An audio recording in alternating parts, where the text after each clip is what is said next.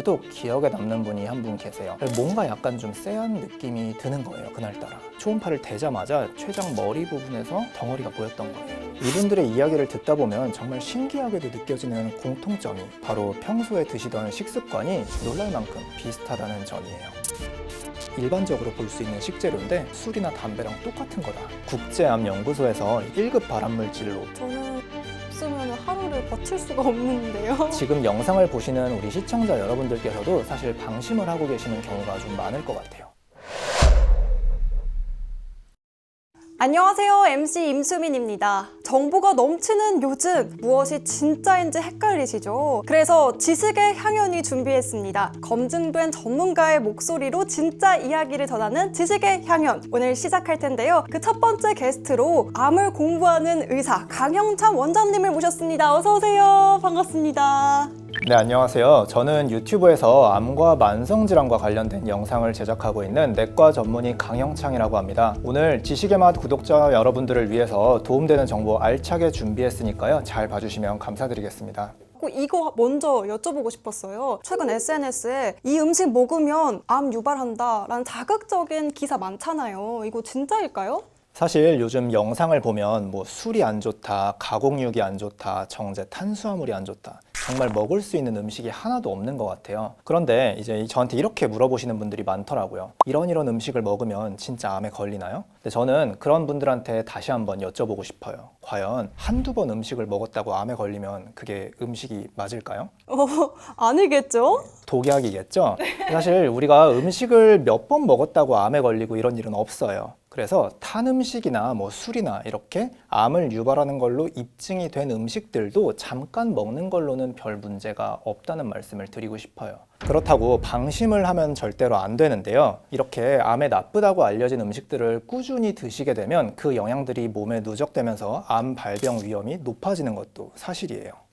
지금 잠깐만 들었는데 본격적으로 한번 더 듣고 싶어요. 당뇨병, 췌장암을 유발하는 음식 무엇일지 너무 궁금하고요. 그리고 췌장암이 국내 10대 암 중에서 가장 생존율이 낮다고 들었는데요. 의사들도 벌벌 떤다는 이 췌장암 맞을까요, 원장님? 췌장은 우리 뱃속 깊숙이 숨어있는 아주 침묵의 장기예요. 평소에 증상도 없고 또 초음파로 이렇게 대봐도 잘 보이지도 않아요. 워낙 깊숙이 있어서. 이렇게 조용한 장기인데 또 우리 몸에서 하는 일들은 정말로 많습니다. 예를 들어서 혈당이 올랐을 때 떨어뜨리는 게 인슐린이거든요. 인슐린을 분비하는 장기이기도 하고요. 또 탄수화물이나 지방 같은 이런 음식들 분해하는 아밀레이즈, 라이페이즈, 소화 효소들을 만드는 장기이기도 해요. 이런 장기들이 이렇게 중요한 췌장이 망가지면 당뇨가 생긴다던가 아니면 췌장염이 생긴다던가 최악의 경우에는 췌장암까지도 생길 수 있는 거예요. 그런데 우리 췌장암이 최악의 암이다라고 방금 말씀을 하셨잖아요. 네, 생존율이 가장 낮다고요? 네, 췌장암이 이렇게 위험한 암인 이유가 몇 가지 있는데요. 첫 번째는 앞에서 말씀드렸던 것처럼 췌장이 깊숙이 숨어있는 장기이기 때문이에요. 일반적인 건강검진으로 찾아내기가 굉장히 힘들어서 췌장암으로 진단받은 사람들은 보통 3기 아니면 4기의 진단을 받는 경우가 많아요. 그래서 수술을 받기가 어렵고 항암 치료만 하게 되는 경우가 대부분이긴 하죠.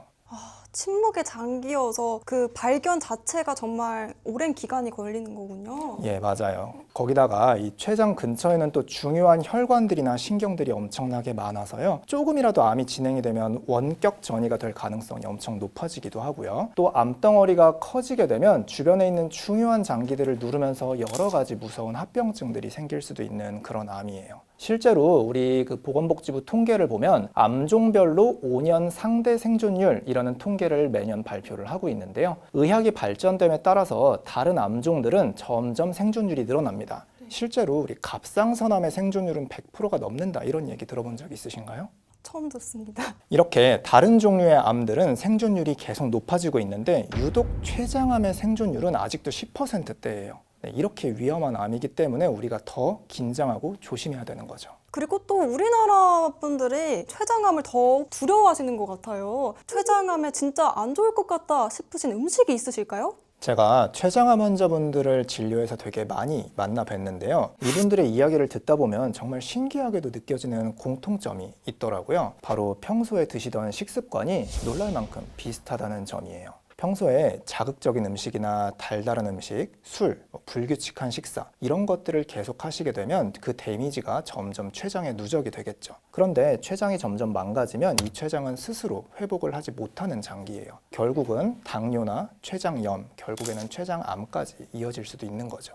스스로 치료를 못하는 췌장이라고 딱 짚어주셨습니다. 그럼 혹시 더 있을까요? 제가 또 음료수도 많이 마시고 단 것도 너무 좋아하거든요. 맞아요. 사실 우리가 췌장에 뭐가 나쁜가라고 물어봤을 때 뭐 술이나 담배 같은 거는 좀 상식적이잖아요. 그래서 오늘은 그런 당연한 얘기는 안 할 거고요. 우리 MC님 말씀하신 것처럼 달달한 음료, 다시 말하면 액상과당이라고 해요.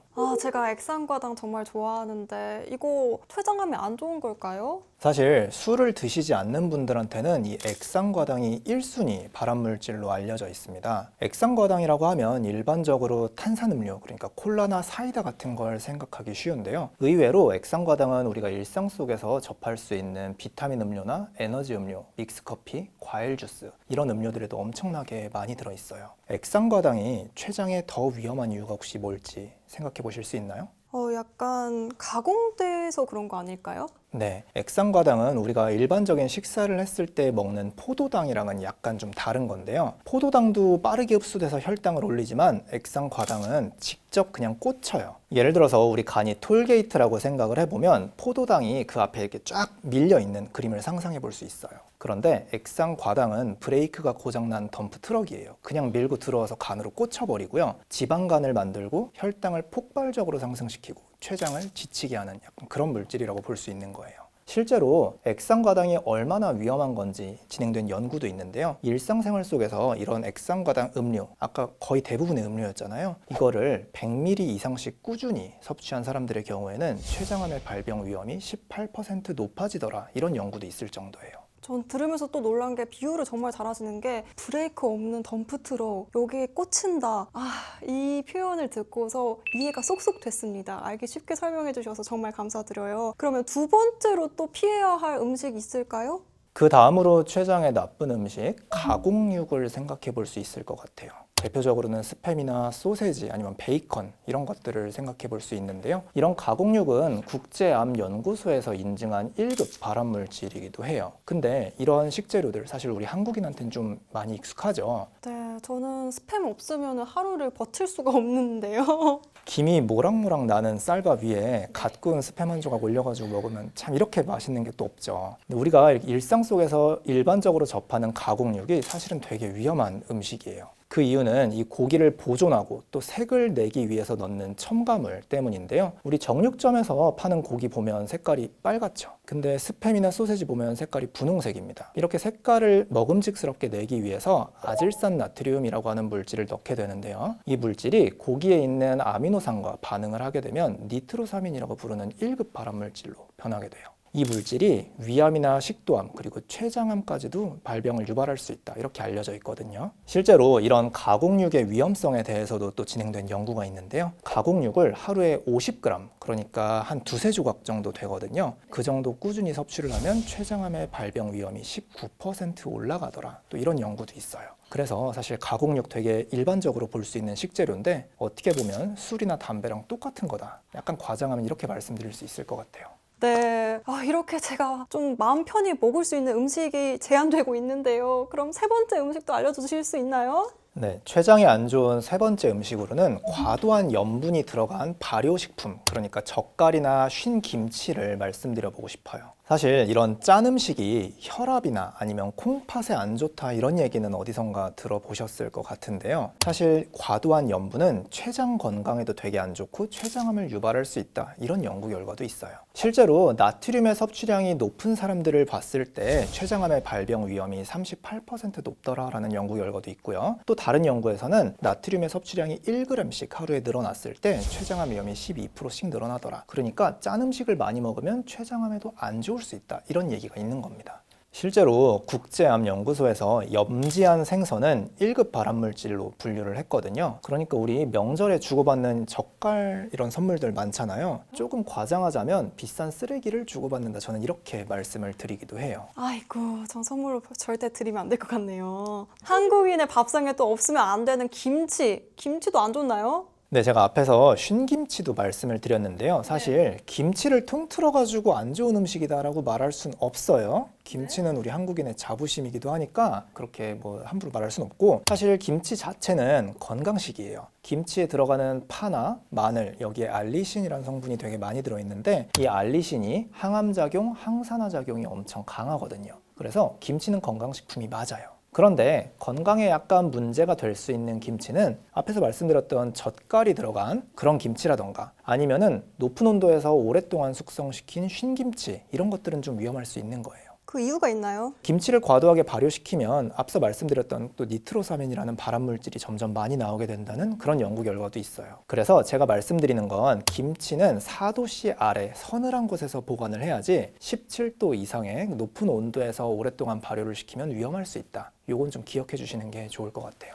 네, 이렇게 원장님께서 알려주신 음식 앞으로 피하신다면 조금 더 췌장암을 예방할 수 있을 것 같습니다. 그러면 음식 말고도 생활 습관으로 예방할 수 있는 그런 좀 꿀팁 있을까요? 사실 의사들이 제일 자주 하는 말 중에서 뭐 술 끊으세요, 담배 끊으세요, 뭐 이런 말이 아마 제일 많을 건데요. 그런 말씀 혹시 기대하시고 물어보신 걸까 싶긴 합니다만, 오늘은 그런 당연한 말씀은 드리지 않을 겁니다. 사실 제가 환자분들한테 이렇게 술 끊으라고 한 얘기를 얼마나 자주 하는지 궁금해서 한번 세본 적이 있긴 한데 일주일에 한 100번 정도 한 적도 있어요. 그래서 이런 당연한 얘기는 우리 구독자 여러분들도 다 아실 것 같아서 오늘은 다른 얘기를 좀 해보도록 할게요. 췌장암에 나쁜 첫 번째 습관, 바로 공복 시간을 두지 않고 뭔가를 끊임없이 먹는 습관이에요. MC님께서는 혹시 간식이나 야식이나 뭐 이런 것들 좀 드시는 편인가요? 네, 저 초콜릿 없으면 안 되고 젤리 없으면 안 돼서 입에 달고 삽니다. 사실 이 현대인들이 대부분 다 가지고 있는 고질적인 문제긴 한데요. 틈틈이 그냥 가만히 있을 수가 없어서 뭔가를 집어먹기도 하고, 특히 밤에는 배달 음식 시켜 먹기가 너무 쉬우니까 또 야식도 많이 먹고, 아니면 밥 먹고 나서 뭐 식후 믹스커피 이런 것들이 되게 자주 있을 거예요. 그런데 이렇게 밤낮 없이 무언가를 입에 넣게 되면은 결국 다 혈당으로 바뀌면서 췌장이 혹사당하게 되고요. 췌장에 염증이 생기면서 최악의 경우에는 암까지 생길 수도 있는 그런 상황인 거죠. 반면에 우리가 금식을 하면 어떤 일이 생길까요? 과학자들이 여기에 대해서도 분석을 해봤는데, 우리가 12시간 이상 금식을 하게 되면 몸 안에 생겨있던 독소나 아니면 암세포들이 스스로 없어지는 정화작용이 일어난다고 합니다. 이 정화작용을 이제 오토파지라고 하는데요. 그래서 저는 췌장의 건강을 지키기 위해서는 췌장에 쉴 시간을 줘야 된다, 이렇게 말씀을 드리고 싶어요. 췌장에도 휴식, 브레이크 타임이 필요하군요. 그리고 또 다른 생활 습관도 있을까요? 췌장암에 나쁜 두 번째 습관은 약간 의외일 수도 있는데요. 바로 양치를 대충 하는 습관이 췌장에 되게 안 좋을 수 있어요. 우리 치아가 췌장이랑 좀 멀리 떨어져 있어가지고 의외일 수 있는데요. 여기에 대해서도 진행된 연구가 있는데요. 이거는 미국의 뉴욕대학교 연구팀이 진행을 했던 거예요. 12만 명의 사람들을 대상으로 분석을 했고요. 구강 내 위생이 안 좋은 사람들이 췌장 건강이 어떤가, 이거를 비교해 본 거예요. 그랬더니 구강 위생이 안 좋은, 그러니까 양치를 대충 한 사람들의 경우에는 췌장암의 발병 위험이 3.5배까지 높아지더라, 이런 연구 결과가 있었어요. 그 이유가 있나요? 왜 양치를 제대로 안 하면 췌장암을 발병시킬 수 있는 건가요? 과학자들이 그 이유도 분석을 했는데요. 우리 구강 안에 있는 세균이 이 혈관을 타고 잇몸 속으로 들어가기가 되게 쉬운 구조입니다. 이렇게 우리 몸 속으로 세균이 들어오게 되면 결국은 염증을 유발하면서 온몸을 돌겠죠. 이 혈액이 그대로 이제 소화기관, 특히 췌장에 가서 꽂힌다고 해요. 결국은 췌장에 만성적인 염증을 일으키고, 앞서 말씀드렸듯이 췌장을 계속 지치게 하는 거죠. 그러면 저는 이제 양치할 때도 더 꼼꼼히 깨끗이 가글을 열심히 해야겠어요. 그렇죠? 예, 그래서 저는 환자분들한테 이렇게 말씀드리는데요. 양치는 그냥 단순히 충치를 예방하고 뭐 입냄새를 좋게 하고 이런 목적도 있지만, 그냥 전체적으로 우리 건강을 위한 가장 쉬운 생활 습관이다, 이렇게 강조를 하고 있습니다. 양치의 본질을 또 한 번 깨달았습니다. 네, 지금까지 췌장암을 예방하기 위해서 피해야 할 음식부터 생활 습관까지, 구체적으로는 양치하기부터 공복 시간 유지하기까지 있었죠. 정말 알찬 정보들 알아봤는데요. 그러면 이제 가장 중요한 게, 원장님께서 생각하시기에 췌장암을 예방하기, 이것만큼은 지키면 딱 좋겠다 싶으신 한 가지 비법 있으실까요? 지금 물어보신 질문도 제가 환자분들한테 되게 자주 들었던 그런 말이에요. 저는 이렇게 항상 말씀드리는데요. 췌장암을 예방하기 위해서 가장 좋은 한 가지는 방심하지 말자. 이런 말씀을 드리고 싶어요. 어떻게 보면 좀 당연한 말일 수도 있는데요. 제가 오늘 말씀드렸던 뭐 피해야 될 음식들이나 아니면 습관들 중에 혹시 하기 어려운 게 있나요? 아니요, 그냥 공복 시간 뭐 쉴 틈 주고 너무 많이 먹지 말고 이거 지나치게 먹지 말고 양치 잘하고 쉬운데요? 쉽지 않나요? 네, 맞아요. 이 하나하나를 하기에는 전혀 어려운 게 아닙니다. 그냥 일상생활 속에서 조금씩만 노력을 하면 되는 거예요. 근데 이 암이라는 거는 한순간 뭔가 잘못해서 걸리고 이런 병이 아니라 몇 년, 길게는 몇십 년 누적이 돼서 생기는 병이라는 게 중요한 거예요. 이런 습관들을 우리 몸에 체화시키고 계속 이어나가야지 암이 예방된다. 이게 어려운 부분인 거예요. 그런데 지금 영상을 보시는 우리 시청자 여러분들께서도 사실 방심을 하고 계시는 경우가 좀 많을 것 같아요. 우리가 이런 것들을 몰라서 안 하는 게 아니라 그냥 흘려듣는 거잖아요. 사실 인터넷에 조금만 검색을 해보면 뭐가 안 좋다, 뭘 피해라 이런 얘기들은 정말로 많아요. 그런데 나는 먹었는데 별일 없다. 아니면 내 아는 친구는 그거 지금 다 하고 있더라. 근데 아마 안 걸렸다. 뭔가 이런 논리를 대시면서 그냥 흘려들으시는 분들이 많은 것 같습니다. 제가 이렇게 유튜브에 나와서 자꾸 막 음식이나 생활 습관에 대한 어떻게 보면 잔소리 같은 말씀을 드리는 이유도 여기에 있는데요. 이런 얘기를 계속 듣다 보면 그래도 본인 생활을 한 번씩은 돌아볼 수 있게 되더라고요. 이런 작은 습관들이 계속 쌓이다 보면 또 암을 예방하는 데 훨씬 도움이 되고 그렇게 건강하게 살아갈 수 있는데 도움이 될 수 있다고 생각합니다. 췌장암, 당뇨병, 뭐 한국인과 무슨 관계가 있는 걸까요? 한국인들이 췌장암에 더 취약하다는 말은 그냥 있는 말이 아니에요. 실제로 여기에 대해서 의학적인 근거가 있는데요. 분당서울대학교병원 연구팀이 발표한 결과를 한번 소개드려 볼게요. 한국인들의 췌장을 서양인들의 췌장과 비교를 했는데요. 크기가 12% 정도 작다 이런 게 확인이 됐고요. 인슐린을 분비하는 능력은 36%나 적다고 합니다. 다시 말하자면 자동차에 있는 엔진이 작은 거예요. 경차에다가 고급류를 계속 주유하고 너무 이렇게 과도하게 돌리면 어떤 일이 생기죠? 과열되겠죠. 과열되면서 이제 고장이 나게 되는데 우리가 딱 그런 상황인 겁니다. 췌장을 쉴 틈 없이 돌리고 계속 무언가를 먹어대면 췌장이 지치게 되고 염증이 생기게 되고 이러는 거죠. 너무 뜨끔한데요? 무언가를 계속 먹은 과거의 제 모습이 떠오릅니다. 그럼 원장 선생님께서 이 췌장암은 발견하기가 정말 어렵다라고 앞서 말씀해 주셨는데 증상을 발견한 사례 중에서 좀 기억에 남는 사례가 있으실까요? 제가 진료를 받던 환자분들 중에서 유독 기억에 남는 분이 한 분 계세요. 50대 남자분이셨는데요. 어느 날 되게 찡그린 얼굴을 하고 진료실로 들어오시더라고요. 그래서 뭐 어떤 게 불편하시냐 여쭤봤더니 한 달 내내 소화가 안 되고 불편하시대요. 사실 이게 내과 진료를 보다 보면 소화불량 환자들은 하루에도 몇십 명씩 오시거든요. 그래서 그냥 일반적인 소화불량이라고 생각하고 소화제를 처방하려고 했는데 뭔가 약간 좀 쎄한 느낌이 드는 거예요, 그날따라. 그래서 간이 혈당 검사라고 손끝 찔러서 하는 검사를 해봤는데 혈당이 300이 넘었던 거예요. 근데 본인은 당뇨가 없대요. 뭔가 이제 이상함을 느끼고 정밀 혈액 검사를 하고 복부 초음파를 진행했더니 이 초음파를 대자마자 췌장 머리 부분에서 무섭게 생긴 덩어리가 보였던 거예요. 네, 바로 이제 대학병원으로 연계시켜서 보내드렸고요. 다행히도 수술을 할 수 있는 상태였어가지고 수술을 하고 이제 계속 이렇게 치료를 받으셨던 그런 기억이 있어요. 이 기억을 다시 돌이켜봤을 때 만약에 그때 이 증상을 간과하고 그냥 소화제만 처방하고 보내드렸으면 환자분은 어떻게 되셨을까 지금 생각하면 약간 좀 등골이 서늘하기도 해요. 아, 그런데 저도 그런 기억이 있거든요. 기름진 음식 많이 먹으면 좀 배가 더부룩하고 속이 안 좋고 유튜브에서 이거 췌장이 안 좋다라는 신호일 것 같다라는 이야기도 많은데 맞을까요? 네, 기름진 음식을 드시고 소화가 안 되는 건 소화 효소가 잘 안 나온다는 뜻이거든요. 근데 이게 췌장이 안 좋다는 신호일 수도 있고 아니면 담도라던가 간이라던가 이런 장기들이 문제가 있을 때도 기름진 음식이 소화가 잘 안 될 수 있어요. 음식이 소화가 안 되면 계속 남아있겠죠. 그러면서 가스가 나오고 복부를 불편하게 하고 트림이 나오고 설사를 하고 이렇게 이어지는 거거든요. 우리가 흔히 소화가 안 된다고 하면 위나 장 문제 생각하고 내시경을 생각하시는 분들은 많은데요. 사실 우리가 소화 불량을 느낄 때 다른 숨어있는 원인 중에 대표적인 게 간, 담도, 그리고 췌장이에요. 이거 세 개를 묶어서 간담췌라고 하거든요. 간담체. 그래서 혹시 소화 불량이 한 달씩 이유 없이 막 지속이 된다 이런 경우에는 위장뿐만 아니라 간담체 쪽의 문제도 꼭 생각을 하셔야 되고 복부 초음파를 해보시는 걸 권고드리고 있습니다.